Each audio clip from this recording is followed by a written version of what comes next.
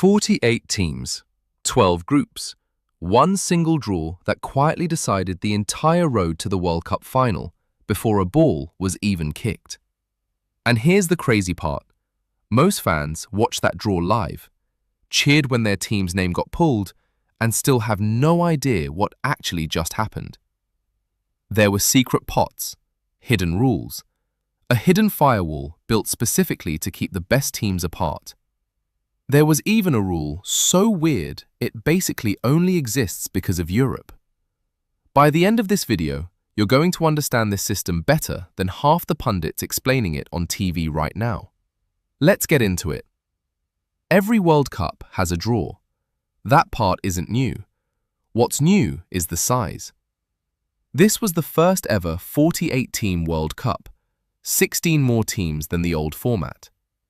That doesn't sound like a big deal until you actually think about it. 16 extra teams isn't a small upgrade. It's basically a different sport of logistics. In theory, more teams just means more groups. Add a few more names, done, right? In practice, FIFA had to rebuild the entire structure from the ground up. The old format was 8 groups of 4. Now it's 12 groups of 4. New math, new rules, new headaches for everyone in that room. And on top of that, this tournament had 3 host countries instead of 1. Canada, Mexico, and the United States, all sharing hosting duties for the first time ever. So this wasn't just add more teams. This was FIFA building a brand new machine and testing it live, on stage, in front of the entire planet. Here's the core idea, and I promise it's simpler than it looks once you strip away the jargon. FIFA didn't just throw 48 team names into one giant bowl and start pulling balls out like a raffle. That would be chaos. Nobody wants Brazil playing 3 European giants in the group stage, while some other group is basically a bye week. Instead, FIFA sorted every team into 4 separate pots. Pot 1, Pot 2, Pot 3, Pot 4. 12 teams in each pot. Think of it like a deck of cards that's been split into 4 piles, arranged roughly from strongest to weakest based on the world rankings. When it's time to build an actual group, officials pull 1 team from each pile. 1 from Pot 1, 1 from Pot 2, 1 from Pot 3, 1 from Pot 4. Combine them, and boom, that's a group. This sounds simple. It isn't. Because the second you start applying real-world constraints, hosts, rankings, regional rules, unfinished playoffs, the whole thing turns into a logic puzzle with 48 moving pieces. Let's talk about Canada, Mexico, and the USA, because they didn't play by the same rules as everyone else. Normally, a team earns its spot in Pot 1 by being ranked high enough. Not these 3. They were placed there automatically, no matter what their ranking actually said. Makes sense, right? They're hosting. Of course they're in the tournament. But here's the twist that most people miss. Their group positions weren't random either. Mexico was locked into position A1 before the draw even started. Canada was locked into B1. The United States was locked into D1. That's not chance. That's not a lucky pull. That's a predetermined placement designed to guarantee each host nation plays its group stage matches on home soil. Good for the fans in the stadium. Good for local broadcasters. And yeah, extremely convenient for ticket sales too. Nobody wants to sell out a stadium in Mexico City for a match that ends up being, say, New Zealand versus Jordan with 0 home interest. Okay, so the hosts got their shortcut. What about everyone else? For the remaining 45 spots, FIFA used the official FIFA World Ranking from November 19th, 2025 as the deciding factor. Here's how the sorting worked.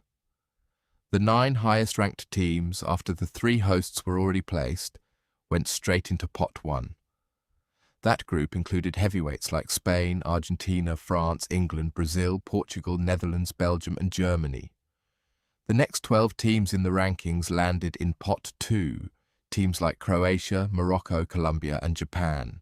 The following 12 went into Pot 3, featuring teams like Norway, Egypt, and Scotland. And then there's Pot 4. This is where it gets spicy. Pot 4 wasn't just the lowest ranked qualified teams like Jordan, Cabo Verde, Ghana, Curaçao, Haiti and New Zealand. It also included 6 total mystery slots, placeholders for teams that hadn't even finished qualifying yet. You know the type. Pot 4 is always where the surprises live. Lower ranked teams with absolutely nothing to lose and everything to prove. Some of the most memorable World Cup moments in history have come out of weak pots pulling off something nobody saw coming. Here's where the system starts to feel less like luck and more like engineering. FIFA does not want a group stacked with 3 elite European powerhouses and 1 team that basically got dragged into a nightmare. So there's a confederation rule built directly into the draw software. In most cases, 2 teams from the exact same region cannot end up in the same group. No 2 South American teams together, no 2 African teams together, no 2 teams from the same regional confederation, period. Except for one glaring exception, UEFA, Europe. Here's why. Europe has so many strong teams and so many qualifying slots that if FIFA tried to fully separate every European team, the math simply wouldn't work. There physically aren't enough non-European teams to go around, so FIFA had to bend its own rules specifically for Europe. Every single group at this World Cup could contain 1 or even 2 European teams. Basically, Europe broke the system just by being too good at qualifying, and FIFA had no choice but to build a workaround. It's a small detail, but it explains why you might see 2 European nations in the same group, while every other region gets kept strictly separated. This is the part that most casual fans completely miss, and honestly, is the most interesting piece of the whole system. Before the draw even happened, FIFA looked at the top 4 ranked teams in the entire field, Spain, Argentina, France and England, and made a decision. These 4 teams would be split intentionally into opposite sides of the tournament bracket. Not by luck, not by random chance, by design. What that means in practical terms is this. If Spain and Argentina both win their groups and keep winning, they literally cannot face each other until the semi-finals. Same story with France and England. FIFA essentially built a firewall to protect its biggest stars, its biggest storylines, and its biggest television audiences from cannibalizing each other too early in the tournament. Think about it from a business perspective for a second. Nobody wants Spain versus Argentina happening in the round of 16 only for the winner to then get eliminated before the final. FIFA wants that dream matchup available for the final, or at worst the semi-final. It's good for drama. It's great for ratings.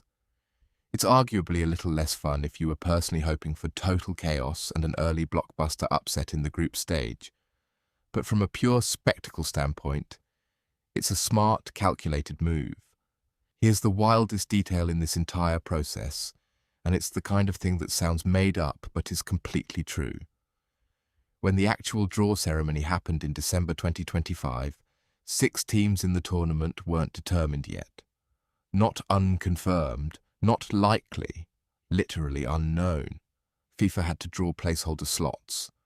Generic labels standing in for teams that would only be finalised months later through separate playoff tournaments happening in March 2026.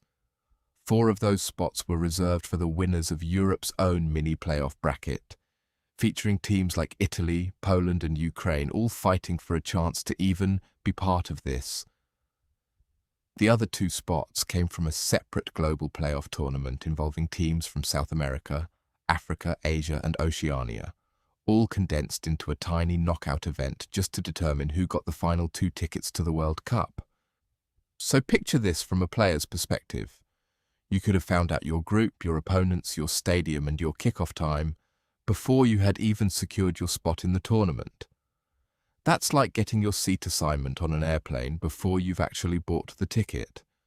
Wild, but that's exactly how it worked. So why does any of this actually matter? Here's the bigger picture. This entire pot system, the confederation rules, the anti-super team firewall, none of it is random. Every single piece was carefully constructed to balance 3 competing goals at once: fairness, so no single group becomes an unwinnable nightmare. Excitement, so the biggest stars and biggest matchups get saved for the biggest stages. And logistics, so 3 host countries across 2 languages and different time zones can actually pull this off without collapsing under their own weight. That's an enormous balancing act, and honestly, most fans never see any of it. They just watch balls get pulled out of a bowl on live television and cheer or groan depending on who their team gets paired with. But now you know what's actually happening behind that curtain. So that's the full picture, start to finish. 48 teams, sorted into 4 ranked pots, protected by strict confederation rules, and deliberately engineered to keep the biggest stars apart until the tournament reaches its final stages. If I had to boil this whole thing down into one sentence, it would be this. The World Cup draw isn't random luck dressed up as a show. It's a carefully engineered system wearing a lottery as a costume. So next time somebody complains that their team got an unlucky draw, you'll know that's really only half the story. If this finally made the whole thing click for you, hit subscribe, because there's a lot more of this breakdown still coming.